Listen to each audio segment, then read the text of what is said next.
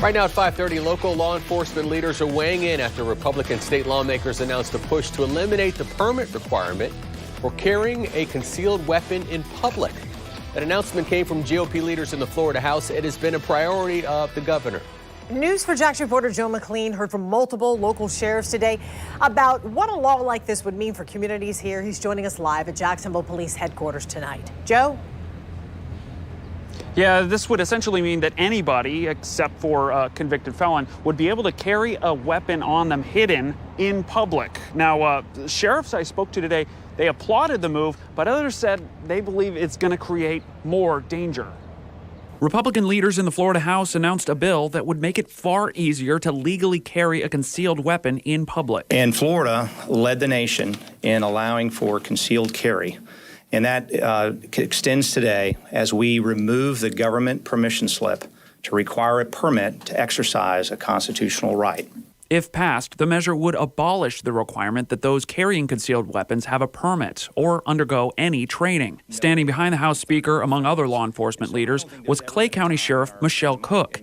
In a statement, Cook said violent criminals are not applying for a state permit to carry a gun. Removing the permitting process will assist our law-abiding community members and allow them to defend themselves and their families from anyone who intends to do them harm.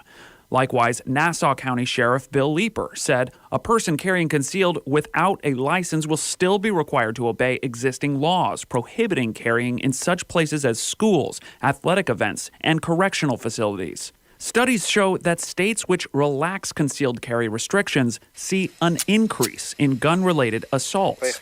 Last year, the Johns Hopkins Bloomberg School of Public Health found that the average rate of assaults with firearms increased an average of 9.5% across 36 states that eased their concealed carry laws. This bill will only create more opportunity for violence in our communities.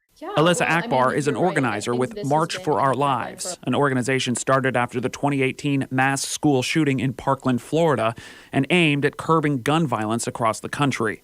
If this was a safety measure, then, they would try to make sure that folks understand the process of how to get a license, create education measures to make sure that folks are not only storing, but carrying their weapons in a safe manner in our communities. I don't think this is a safety measure.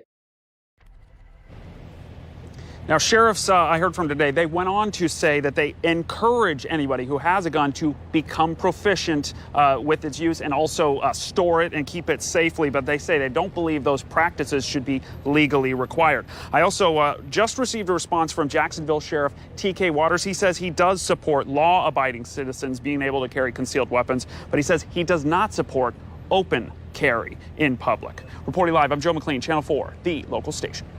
So, Joe, how many other states are already doing this? Half of them, actually. 25 states across America have permitless carry laws. And I also should mention that the term constitutional carry, that's technically a political word. It's important because there's not a universal agreement on what the U.S. Constitution actually says in this area. That's important to note. Back to you. All right. Joe McLean reporting live tonight. Joe, thanks.